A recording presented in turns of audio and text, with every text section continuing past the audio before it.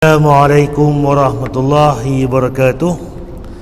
Innal hamdalillah nahmaduhu wa nasta'inuhu wa nastaghfiruh wa na'udzu billahi min shururi anfusina wa min sayyiati a'malina. Man yahdihillahu fala mudhillalah wa man yudlil fala hadiyalah. Asyhadu an la ilaha illallah wahdahu la syarikalah wa asyhadu anna Muhammadan abduhu wa rasuluh. Amma ba'd.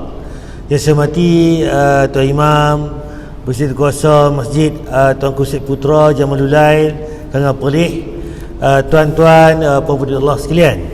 Pertama sekali marilah sama-sama kita manjatkan rasa syukur kita kepada Allah Subhanahu Wa Taala kerana limpah kurnianya, dengan rahmatnya dia beri masa kepada kita, dia beri tenaga, dia beri kesihatan, juga kesempatan pada hari ini dapat sama-sama kita hadir, dapat sama-sama kita solat subuh berjemaah dan kita sambung kuliah mingguan kita, tuan-tuan.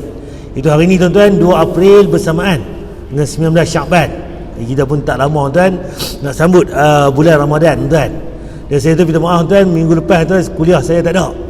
Yang mana saya, kami ni JPN, tuan, ada buat banyak program iaitu e-hafazan, e-taranu, yang mana budak-budak sekolah ni dia buat pertandingan. Walaupun PKP ni tak boleh berjumpa, mereka rakam betul bacaan Al-Quran mereka, taranu mereka tu, dia hantar ke kami JPN. Dan saya pun pada pagi tu, tuan, download video ni, jadi sampai tak ada nak main kuliah, tuan-tuan lah. Dia punya apa tu masa, tuan. Kita pada hari ni kita akan sambung tajuk kita berkaitan dengan larangan mengambil ghanimah bagi imam kecuali 1/5. Cerita hari ni tentang harta rampasan perang. Ghanimah ni bila berlakunya peperangan kita dengan orang kafir contohnya, lepas perang tu kita menang, kita boleh ambil harta mereka macam mana, berapa bahagian, askar berapa, yang mana imam ni, ketua ni macam mana pula, Nabi ni macam mana, dan Allah dan Rasul, kemudian macam mana pula sebagian-sebagian apa pecahan-pecahan dia. Kita rujuk balik apa cerita tentang ghanimah ni, tuan. Okey, sebelum saya nak pergi ke tajuk kita hari ni, kita tengok sikit tentang ada 2 ibadah dalam doa. Doa ni, tuan, kita minta kepada Allah. Ada hajat, ada permintaan, ada keinginan dan sebagainya, nak pengampunan sebenarnya, kita berdoa, tuan-tuan. Jadi, apakah 2 ibadah dalam doa, tuan? Tansurullaha yansurkum wa yuthabbit aqdamakum. Berdoalah, karena dengan berdoa Anda telah melakukan 2 ibadah. Yang pertama, Anda mengagungkan Allah Subhanahu wa taala, dan yang kedua, Anda menghinakan diri di hadapan Allah Subhanahu wa taala. Okey, doa ni, tuan-tuan, ada 2. Pertama, kita puji Allah.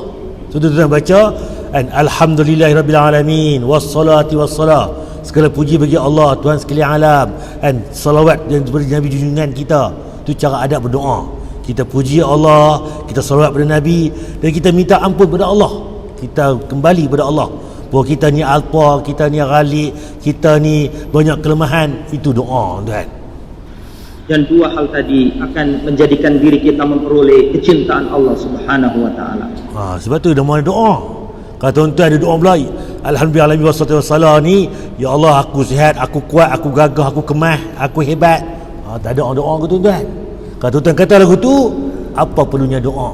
Tuan-tuan dah hebat, tuan-tuan dah kuasa, tuan-tuan dah kemah bahasanya. Sebab tu doa, tuan, kita merendah diri pada Allah, kita kembali pada Allah, kita meletakkan Allah itu hanya Allah yang berhak kita sembah, dan hanya Allah yang patut kita minta pertolongan dan sebagainya. Sebab tu bila berdoa ni, kita rendah diri, kita rasa betul kerdil, kita bahasa izzah dan sebagainya, tuan. Itu, tuan, menjadikan kita taat kepada Allah Ta'ala. Berdoalah, karena dengan berdoa Anda tidak akan mungkin pulang dengan tangan hampa. Berdoalah, karena Allah tidak mungkin mengecewakan orang yang mau berdoa kepadanya. Dalam hadis, sebab, tuan, bila kita berdoa, tuan-tuan, Allah tak bagi kita hampa, tuan, tak bagi kita balik kosong. Minta apa-apa tak boleh, Allah akan bagi pada kita. Sebab Allah kata apa? Aku malu kepada hamba-Ku, bila dia berdoa, dia angkat tangan pada aku tak bagi apa yang dia minta. Jadi cerita dia, tuan, apa yang kita minta ni pasti Allah bagi. Cuma macam mana? Mungkin segera, mungkin lambat, atau mungkin Allah tukar benda tu, akhirat Allah bagi. Tak apa kita minta doa ni, minta, tapi tak dapat-dapat. Pasal apa? Tengok balik, mana mungkin doa itu makbul, mustajab, rezeki yang haram, sumber yang haram. Apa haram sebenarnya? Kan? Makan pun ikut dan, sumber mana ikut dan, kan? Semua tu daripada benda yang haram. Mana mungkin kita doa kita makbul. Jadi semua ni mesti cek balik, checklist. Kita minta doa ni macam mana keadaan kita? Adakah kita clear, tuan-tuan? Yang sahih Rasulullah sallallahu alaihi wasallam bersabda, "Ma min muslimin yad'u Allah bi da'watin laysa fiha ithmun wala qati'atu rahimin illa a'tahu Allah ihda thalath."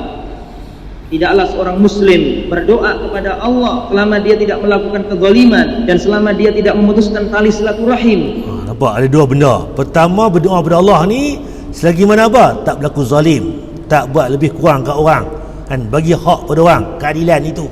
Dan yang mana dia ni tak putuskan silaturahim. Adik-beradik dia, kawan dia, sahabat andai, jiran tetangga, dia eratkan hubungan silaturahim. Kalau silaturahim dia tak eratkan, itu penyebab doa antara yang tak kabul, tuan. Pasti Allah akan memberikan salah satu di antara tiga hal. Kemungkinan yang pertama adalah Allah akan segerakan kabulkan permohonannya. Yang pertama sekali, kalau benda tu clear, tak ada masalah, dia hubungan dengan Allah clear, dengan manusia hablum minan nas clear, jiran tetangga tidak berlaku zalim, kemudian doa itu akan kabul segera. Mungkin minta lah, sekali lagi boleh turun. Itu, tuan, rezeki kita, tuan. Minta lah, dapatlah.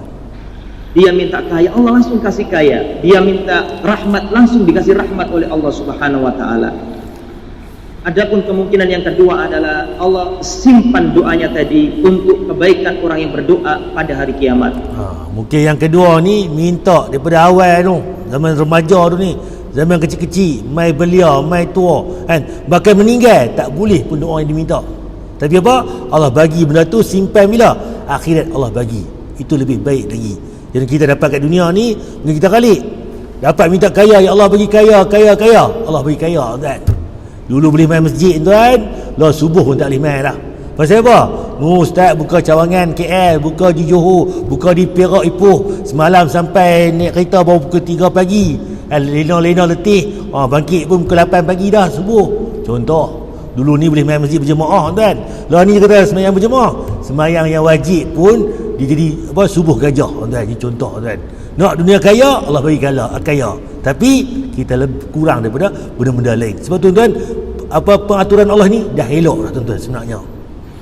Kalau yang berdoa adalah ahli taat, maka untuk menambah derajatnya di surga. Adapun kalau yang berdoa adalah pelaku maksiat atau orang yang berdosa, maka doanya tadi untuk mengampuni dosanya. Jadi kalau kita beriman, Allah tambah darjat kita, Allah beri pahala kita, tingkatan pada kita. Bila kita ni berdoa, tuan, kita ada maksiat, Allah ampun dosa kita. Semua itu kebaikan, tuan. Adapun kemungkinan yang ketiga adalah orang yang berdoa akan Allah hindarkan dari mara bahaya semisalnya.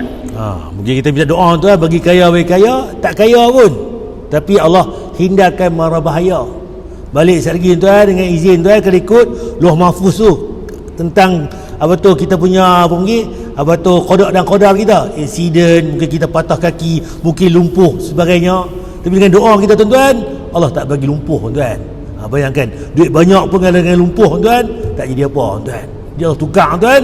Allah bagi sihat, tak jadi insiden, kita dapat sihat selama-lamanya, tuan. Jadi semua tu nikmat yang Allah bagi kepada kita. Maka bisa jadi kita minta kaya belum dikasih kaya oleh Allah. Bisa jadi Allah Subhanahu wa taala menjadikan doa kita tadi itu untuk menghindarkan diri kita dari musibah.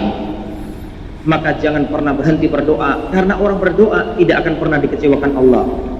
Jadi cerita dia, kesimpulannya, berdoalah kita. Sekupang pun tak kena, tuan. Angkat tangan, tadah tangan, berdoa kepada Allah. Ada hajat, ada keinginan, ada benda nak minta, ud'uni astajib lakum. Berdoa pada aku, nescaya aku akan kabulkan. Cuma sepasal pun tak kabul lah, lambat ataupun nanti sebagainya, itu hak Allah. Ada semua tu sesuai dengan apa yang Allah bagi pada kita, kan? Begitu baik untuk kita, tuan-tuan. Cuma kita suuzan, bersangka buruk pada Allah, kan? Husnuzan, kan? Bersangka baik pada Allah, tuan-tuan. Okey, ulang kaji sikit, tuan-tuan. Ni tajuk kita sebelum minggu lepas yang saya tak main tu, itu kita sentuh tentang amalan Syaban. Kita nak ulang kaji balik. Sepanjang Syaban ni, tuan-tuan, rupa-rupanya amalan kita ni diangkat setahun sekali jumpa Allah. Saya ulang kaji sikit, iaitu ya dalil dia bulan Syaban, bulan antara Rejab dan juga Ramadan. Syaban ni duduk tengah, iaitu itu ni Rejab, Syaban, mai Ramadan. jadi kita duduk kat tengah. Adalah bulan di saat manusia galik. Mai Syaban ni kita galik macam mana? Oh, lagi lah 18, 19 apa Syaban dah, lagi 11 hari lagi nak jumpa Ramadan. Duk persiap dah. Tak beli telur itik masin, tak beli perkasar nak makan sahur, tak beli ni, nak persiapan ni, dia bagus duk sambut nak masuk Ramadan. Terlupa kata bulan Syaban pun ada kelebihan dia, tuan-tuan. Apa yang Nabi kata di sini, bulan tersebut adalah di bulan dinaikkan pelbagai amalan kepada Allah. Mai bulan Syaban ni antara bulan yang mana Allah angkat amalan kita ni banyak, tuan. Malaikat angkat, jumpa Allah banyak amalan soleh. Jadi sebab tu Nabi kata di sini, Rabb semesta alam, oleh kerana itu aku amatlah suka berpuasa ketika amalanku dinaikkan. Sebab tu Nabi bila mai bulan Syaban ni, Nabi rajin puasa banyak berbanding dengan bulan-bulan lain. Dan dalil yang kita sentuh itu ni, antara bulan yang paling Nabi puasa banyak, ya, pertama bulan Ramadan, puasa penuh lah. Kemudian kedua yang terbanyak sekali bulan Syaban. Bulan lain puasa juga, Isnin, Khamis, puasa hari putih dan sebagainya. Tapi bila mai bulan Syaban ni, lagi banyak Nabi puasa. Apa hujah dia? Sebab bulan ini antaranya banyak amal soleh diangkat jumpa Allah. Jadi sebab tu Nabi suka berpuasa, kan? Hadis An-Nasa'i mengatakan hadis ini hasan. Walaupun dia hasan, dia kuat dengan dalil. Kalau ingat balik, setiap minggu ada 2 hari, Isnin, Khamis, amalan diangkat jumpa Allah. Seminggu pula ada 2 hari, Isnin, Khamis. Sebab tu kita rajin puasa. Nabi puasa Isnin, Khamis, Isnin, Khamis. Sebab pada hari itu amalan diangkat naik kepada Allah. Dan dalam satu hari pula ada 2 waktu, dari lain. Yang mana waktu subuh sekali, waktu asar sekali. Malaikat yang jaga malam kita semalam ni, dia akan tukar shift. Tadi ni ketika kita sembahyang subuh, malaikat yang jaga siang tu akan turun, malaikat yang jaga malam akan naik, tukar shift ketika subuh. Kemudian sampai pula subuh nak pergi ke asar, malaikat yang jaga siang tadi akan naik kepada Allah tengah asar. Time malam pula, malaikat yang mana jaga malam tu turun ketika asar. Dia jaga pula kita sampai ke subuh esoknya. Satu hari ada 2 waktu. Satu minggu ada 2 hari, Isnin, Khamis.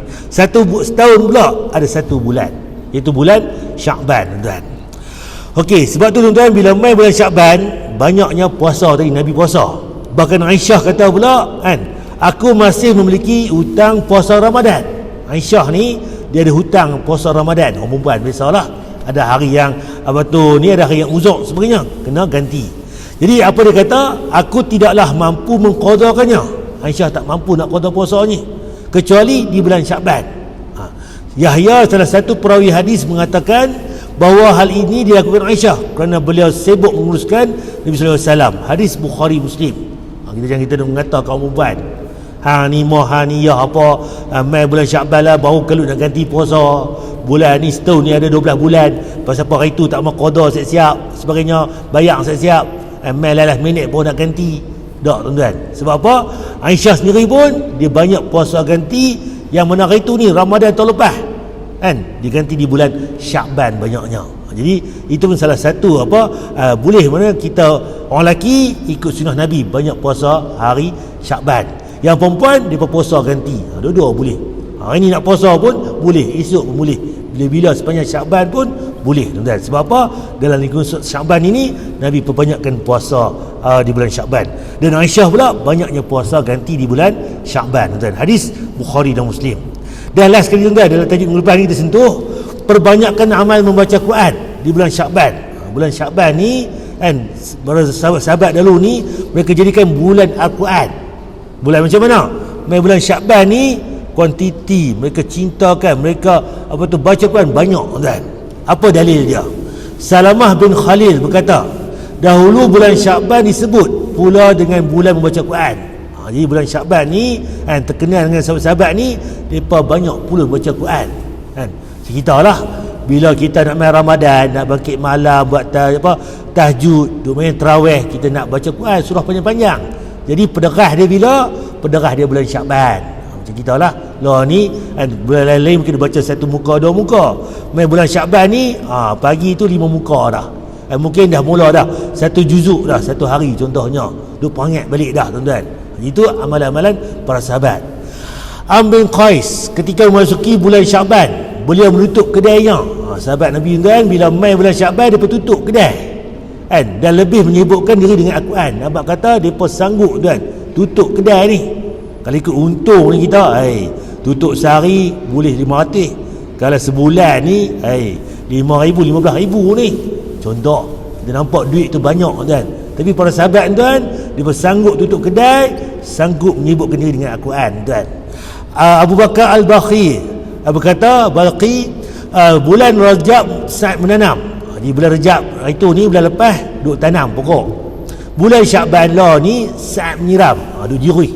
Kalau musim timur tuan, jirui pokok. Kalau tanam aroma ni baru nak tanam. Dan bulan Ramadan Sa'ad menuai. Nampak 3 bulan.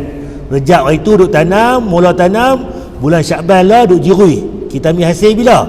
Bulan depan, bulan Ramadan. Itu bagi ni sahabat kata lah. Ni kata pepatah-pepatah, kata sahabat, bukan kata hadis Nabi. Tapi kata-kata ni cantik. Yang mana Rejab kita mula tanam, Syakban kita jirui, kita berbaja, kita jaga. Mai Ramadan kita ambil hasil tuan. Itu jadi kata-kata para sahabat. Okey, kita pergi lagi tuan. Dua pembela pada hari kiamat. Apa dia pembantu kita, burhan kita, pembela, gerentor kita hari kiamat? Tansurullaha yansurkum wa yuthabbit aqdamakum. Ada dua pembela pada hari kiamat yang sering kita lupakan. Padahal dua ini akan membela kita pada hari kiamat. Rasulullah SAW bersabda, "As-siyamu wal Qur'anu yashfa'ani lil 'abdi yaumal qiyamah." Puasa dan Al-Quran akan memberi syafaat bagi hamba pada hari kiamat. Nampak tu ada dua benda. Rupanya tuan-tuan, puasa dan Al-Quran akan memberi syafaat gerentor kita pada hari kiamat. Bila kita puasa tuan, dia akan bantu kita. Nak jumpa bulan Ramadan ni, ataupun kita lah ni puasa bulan Syakban, perbanyakkan puasa. Dua rajin puasa Isnin Khamis, puasa hari putih 13, 14, 15 contohnya. Kalau rajin lagi puasa Nabi Daud, sehari buka, sehari tutup, sehari buka, sehari tutup pun iya tuan. Bila hamba pada hari kiamat yaqulu siyam ay rabbi mana'tuhu at-ta'ama wa syahawat bin nahari fashaffi'ni fihi. Jadi nanti pada hari kiamat puasa akan berkata, membela kita di hadapan Allah. Bila hari kiamat nanti puasa kata, ya Allah Tuhanku, pada hari ini dia puasa, dia berkait sahur, dia sanggup tinggal makanan dan sebagainya. Kerana apa? Kerana untuk beribadah kepada Engkau ya Allah. Ya Allah, dahulu aku telah menjadikan hamba ini terhalangi dari makan, minum dan menumpahkan syahwatnya di siang hari karena aku ya Allah. Izinkan aku memberikan syafaat kepadanya. Nampak puasa kata, ya Allah, dia ni sanggup ni tinggal makan, tinggal minuman, syahwat semuanya. Kenapa? Kerana aku, kerana puasa. Jadi bila mai hari kiamat ni, aku ya Allah Tuhanku bagilah izin, aku sebagai puasa ni nak gerentor dia, nak bantu dia, untuk dia bantu dia ke syurga tuan. Wa yaqulul Qur'an mana'tuhu an-nauma bil-lail fashaffi'ni fihi. Dan Al-Quran pun berkata, ya Allah, dulu akulah yang menghalangi hamba ini tidur di malam hari karena membaca aku ya Allah. Maka izinkan aku memberi syafaat kepadanya, izinkan aku membelanya ya Allah. Nampak tuan, aku dengan dengan puasa. Ya Allah, si fulan ni bangkit malam, buat tahajud, kemudian baca Al-Quran pula kan. Dia tak lena, kurang lena malam. Ini tuan, bagilah syafaat pada dia. Aku akan minta kepada Allah, dengan Al-Quran ni dia baca aku ni, dan aku akan bagi gerentor, bagi bantuan kepada ya Allah. Jadi aku dengan puasa minta kepada Allah untuk jadi syafaat tuan. Maka dua-duanya diberi izin oleh Allah untuk memberi syafaat kepada pemiliknya, yaitu orang yang membaca Al-Quran dan orang yang berpuasa. Untunglah kita tuan-tuan, bila bulan Syakban ni sahabat-sahabat terkenal dengan bulan Al-Quran. Kita berderah pada Al-Quran. Yang pagi-pagi pun kata ada kuliah tuan, kita baca Al-Quran, kita tahsin, kita murajaah balik, kita tadabbur, ambil pengajaran daripada Al-Quran. Okey, tajuk kita hari ni tuan-tuan, saya sentuh tuan, sebelum nak pergi ke tajuk kita yang besar ni, saya akan sentuh tentang apa itu ghanimah. Ghanimah ni apa dia? Iaitu secara harfiah. Harfiah ni perkataan Arab ni, ghanimah bererti sesuatu yang diperolehi seseorang melalui suatu usaha. Kita usaha tuan, dapat harta tu. Apa dia yang betulnya? Menurut istilah, ghanimah bererti harta yang diambil dari musuh Islam dengan secara perang. Kita perang lawan, mereka kalah musuh Islam, kita ambil harta mereka lepas perang tu. Itu panggil harta ghanimah. Betul-betul harta rampasan yang diambil tersebut boleh berupa harta bergerak, kereta kuda ke, pedang ke, kemah ke, benda mah-mah dibawa, harta duit ke apa ke, sebagainya. Harta tidak bergerak, jadi harta yang mana mungkin harta tu mungkin tanah ke, tempat orang kafir itu sebagainya pun ia juga. Dan tawanan perang, jadi askar mereka atau tawanan mereka ni kita boleh ambil, tuan. Jadi ada 3 bentuk: harta berupa bergerak, tidak bergerak, dan tawanan perang. Apa saja milik abang mereka ni boleh kita ambil. Itu yang dimaksudkan. Dilihat daripada sejarah perang, tengok balik apa sejarah perang. Kebiasaannya ini telah dikenal sejak zaman sebelum Islam. Perang, kata nama perang ni bukan kita saja. Zaman Rom, zaman Parsi, zaman dulu ni pun banyak dah berlaku peperangan ni. Hasil peperangan yang diperolehi ini mereka bagikan kepada pasukan yang ikut perang tersebut. Askar yang ikut perang tu akan bagi. Cuma pada zaman sebelum Islam kita, bahagian yang terbesar untuk pemimpin. Kalau ketua tu, raja tu sebagainya kan, kalau dia ni dapat habuan lebih. Yang askar ni, perang ni, mereka dapat sikit. Itu sebelum Islam. Tapi bila main Islam tu kan, terbalik. Yang mana orang yang mana askar-askar ni dia dapat lebih. Padahal lah tuan-tuan, mereka ni tanggung senjata, tanggung sebagainya, pergi perang pula face to face, depan-depan sebagainya kan. Yang mana yang pemimpin ni duduk belakang je contohnya. Tuan, itu buat Islam nampak tuan. Dia timbang tara balik tuan. Bila main zaman dulu ni yang dapat banyak boleh kat ketua-ketua. Tapi bila main Islam ni tak. Yang ketua-ketua ni dapat juga tapi hanya sikit tuan berbanding dengan tentera-tentera perang. Okey, apa dalilnya? Ni dalil dia. Setelah datangnya Islam, pembahagiannya diatur secara jelas tanpa ada yang harus diistimewakan. Tak ada. Nampak agama tuan dia solid. Dia apa tu mungkin adil tuan.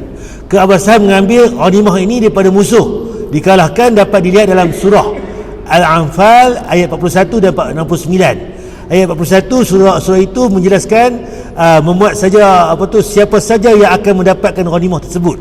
Apa dalilnya?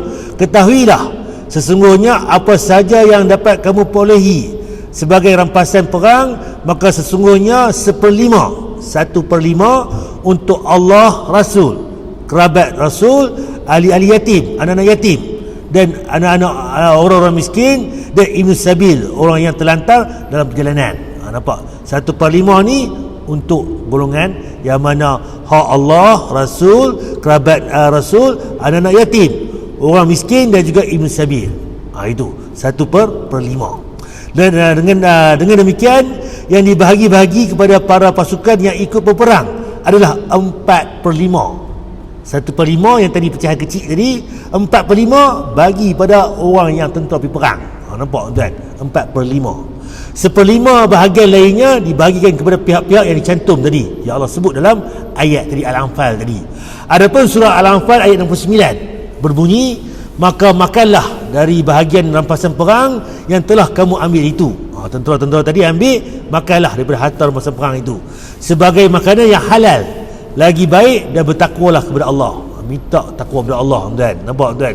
Di dalil dia tuan, 4/5 tadi untuk tentera-tentera perang yang pergi itu. 1/5 bahagian kecil yang dibagi tadi untuk Allah, Rasul, keluarga Nabi, kemudian anak yatim, dan kemudian kata di sini apa tu ibnu sabil, orang miskin dan sebagainya. Okey, hukum halalnya mengambil harta melalui jalan perang ini juga terdapat dalam sabda Nabi SAW, iaitu daripada Bukhari dan Muslim dari Jabir bin Abdullah, yang artinya Allah memberi saya 5 hal. Allah bagi kepada Nabi ni 5 benda yang mana Nabi-Nabi sebelum Rasulullah SAW ni tak dapat. Sebelum Nabi SAW 5 benda ni mereka tak boleh. Apa dia tuan-tuan? Dijadikan bagiku bumi ini sebagai tempat sujud dan suci. Kita umat Nabi Muhammad ni untung tuan, pergi tak mana-mana pun boleh semayang. Tiba-tiba semayang Jumaat asal lagi penuh ni, kapek ni dah penuh. Apa tu di tepi-tepi tepi masjid kita ni pun penuh. Boleh semayang kat tepi tu, kat atas simen, atas tanah, atas tar, tempat parking, atas bendang pun boleh tuan. Tak mana-mana yang tak ada najis boleh kita semayang. Nampak? Tapi bagi orang terdahulu, dia ada tempat-tempat khas. Tak mana mereka boleh semayang, tak mana mereka tak boleh semayang. Nampak tuan? Jadi umat Nabi Muhammad special. Salah satunya, tak mana kita boleh pi buka bumi Allah ni boleh semayang, kecuali 2 tempat saja yang ada najis, yang mana bilik air, jamban sebenarnya itu tak boleh. Tempat-tempat lain silakan, pi bendang ke, pi kebun ke, pi mana-mana ke, tak mana-mana pun boleh, atas kapet, atas simen, atas apa tu tanah, atas pasir, tak mana-mana boleh kita solat. Ni dalil dia. Kemudian disebutkan lagi, maka solatlah dan dihalalkan bagiku ghanimah. Nabi ni dapat ghanimah, harta rampasan perang Nabi boleh ambil. Tapi Nabi-Nabi sebelum ni tak boleh ambil harta rampasan perang. Sementara bagi umat sebelumku tidak dihalalkan, tak boleh. Itu dia punya bezanya. Tapi Nabi kata Nabi boleh ambil pun tak banyak. Tadi ni 4/5 untuk yang mana tentera, 1/5 pula dibagi-bagi pula sebagai terkecil, itu yang Nabi ambil tuan. Kita pergi tajuk ini. Okey, larangan mengambil ghanimah bagi imam kecuali 1/5. Apa dalil dia tuan-tuan? Dari Am bin Abasah radhiyallahu, dia berkata, Rasulullah SAW solat mengimami kami dengan bersutrahkan seekor unta dari harta ghanimah. Nabi semayang satu hari tu, lepas perang tu Nabi letak unta dia di depan, dia semayang belakang. Unta tadi harta rampasan perang. Sebab tu bolehnya kita semayang di belakang objek, kereta kita, kenderaan kita, motor ke apa ke, boleh tuan. Zaman Nabi dia naik unta tuan, dia letak di depan dia, semayang di belakang. Kita main masjid, ni sutra dinding, rehat, tiang, kipas, apa lagi, orang semayang depan, boleh semayang kat belakang-belakang dia. Itu sunnah Nabi kan. Kalau tak ada sutra, batal tak semayang kita? Tak batal, boleh. Tapi kalau lalu 3 benda ni tak ada sutra, kita batal semayang. Itu akibat dia. Benda apa kita belajar itu ni? Kadai lalu depan kita, batal semayang. Anjing hitam, batal semayang. Ataupun wanita balik lintas, batal semayang. Sebab tu kita semayang buh bantai, buh benda objek di depan kita. Sebab tu orang tua-tua kita dah lama sunnah tuan. Cuma mereka tak abang kata sutra, dia buh nama buh benda, buh bantai, buh benda depan semayang. Itu jadi itu namanya sunnah, namanya sutra tuan. Di cerita di sini Nabi sallallahu alaihi wasallam semayang, dia imamkan sahabat-sahabat dia letakkan unta di depan, dia semayang di belakang. Unta tadi antara harta ghanimah, harta rampasan perang. Setelah salam, beliau mengambil bulu unta dari tubuh unta tersebut. Lepas semayang, bagi salam kiri kanan, Nabi pergi kuti, bahasa kita pergi kuti, pergi cobek, pergi ambil unta ni, bulu unta dekat unta tadi. Dia kata apa? Tidak halal bagiku dari harta ghanimah kalian, walaupun seperti bulu ini, kecuali 1/5, dan 1/5 itu pun aku serahkan kembali untuk kalian. Nampak Nabi Nabang kata harta rampasan perang ni unta ni yang kita menang tadi ni, dapat daripada tentera musuh ni. Dia ambil sikit, kutih sikit, cobek sikit unta bulu tu kan. Walaupun harta rampasan perang ni bulu dia kecil, 1/5 ni dapat dekat aku, tapi aku bagi balik pada kalian. Nampak kata Nabi ada hak untuk ambil harta rampasan perang tu kan, 1/5, tapi Nabi bagi balik kepada kaum muslimin, ada tentera perang yang ikut serta tu. Sahih hadis Abu Daud, Al-Hakim dan Baihaqi. Nampak tu Nabi abang kata kan, walaupun dia ada hak 1/5 kan, jadi dia bagi balik kepada tentera yang ikut serta itu.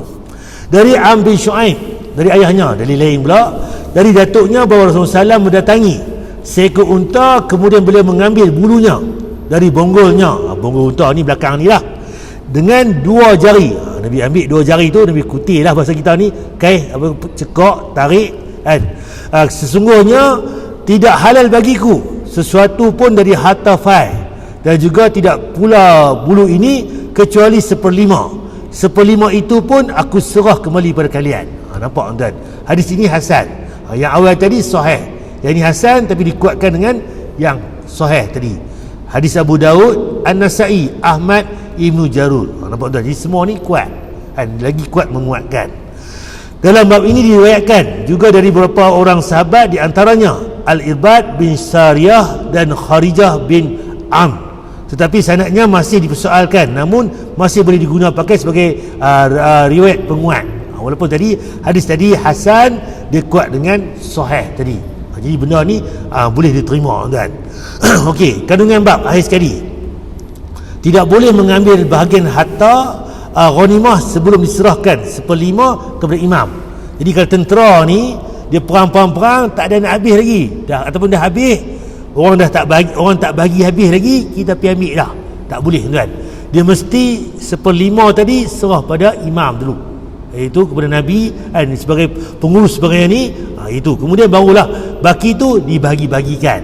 Kalau tuan perasan tuan, ada seorang sahabat ni Nabi kata pi mandikan dia, kafankan dia. Ya Rasulullah, dia ni mati sama kita, dia ikut perang. Kalau ikut mati perang ni tak perlu kita kafankan, tak perlu kita mandikan, terus simpankan pakai perang, itu mati syahid. Tapi seorang sahabat ni Nabi suruh kafankan, suruh mandikan. Pelik. Pasal apa? Cuba cek balik beg dia punya dia punya simpanan dia. Rupanya dia pergi curi tuan. Dia main perang bersama Nabi, tapi dia ambil harta rampasan perang. Sedangkan harta tu tak bagi lagi. Tapi dia dah mati pula. Nampak dia tak mati syahid tuan. Sebab apa? Dia ambil harta, dia rembat harta perang sebelum habis orang dah bagi 1/5, baru bagi kepada semua tentera, baru boleh ambil. Tapi tak, dia ambil dulu tuan. Jadi dia mati dalam keadaan apa? Tidak mati syahid. Jadi kena kafankan, kena mandikan. Nampak tuan? Jadi dalil ni banyak. Cerita dia dah habis semua, menang kata contoh, dah bagi semua 1/5 kepada imam, dan yang lain tu baru boleh bagi pada askar-askar dan sebagainya tuan. Okey, Asy-Syaukani berkata dalam Nailul Awsar, hadis-hadis perbahasan ini menunjukkan bahawa imam hanya boleh mengambil 1/5 daripada harta ghanimah. Kalau banyak kata 1 juta, 1/5 berapa? 200,000 saja.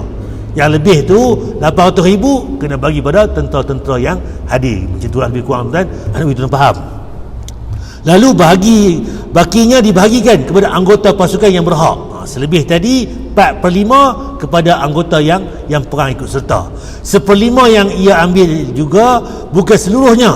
Nampak? Yang 1/5 tadi, kata 200,000 tadi, kena bahagi pula untuk Allah dan Rasul, untuk anak yatim, untuk Ibnu Sabil, kepada sebagainya yang lain tadi. Jadi ada 5 pecahan tadi.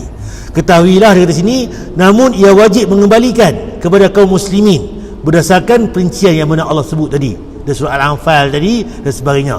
Itu ketahuilah, sesungguhnya apa saja yang dapat kamu perolehi daripada rampasan perang, maka sesungguhnya 1/5 untuk Allah, Rasul, kerabat Rasul, anak yatim, orang-orang miskin dan Ibnu Sabil. Al-Anfal ayat 41. Dia ada 5/5. 1/5 ni kepada pecahan tadi, Allah, Rasul, anak yatim, orang miskin dan Ibnu Sabil.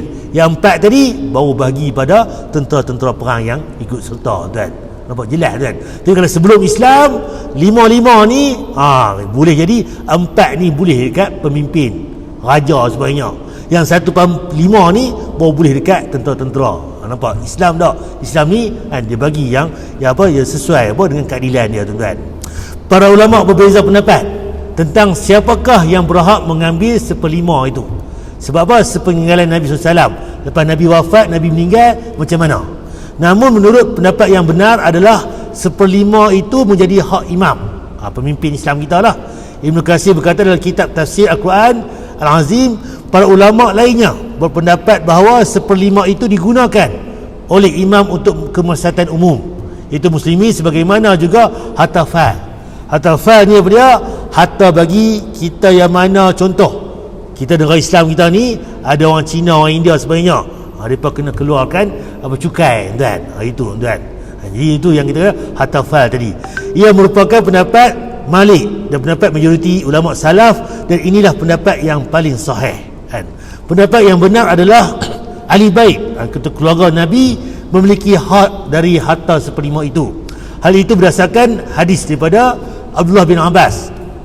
Ia berkata, Rasulullah SAW bersabda, aku buat kamu benci menengadahkan tangan meminta-minta, kerana untukmu bahagian daripada 1/5 harta ghanimah yang memadai dan cukup bagimu. Nabi Abbas kata, keluarga Nabi ni ada hak sebagian 1/5.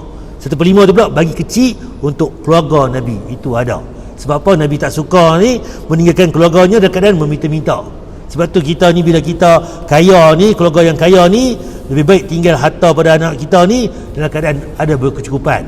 Cuma zaman kita pula ni cukup terlebih sampai bergaduh pula harta banyak. Jadi semua ni kena tangani dengan ada iman. Bila ada iman ni, harta sikit pun cukup, harta banyak pun cukup, tak ada masalah. Itu yang patut kita tengok balik. Dan Allah Alam saya berhenti dekat ni. Jadi kesimpulannya tuan-tuan, harta ghanimah ni ada 1/5 untuk tadi ni. Jadi kepada siapa?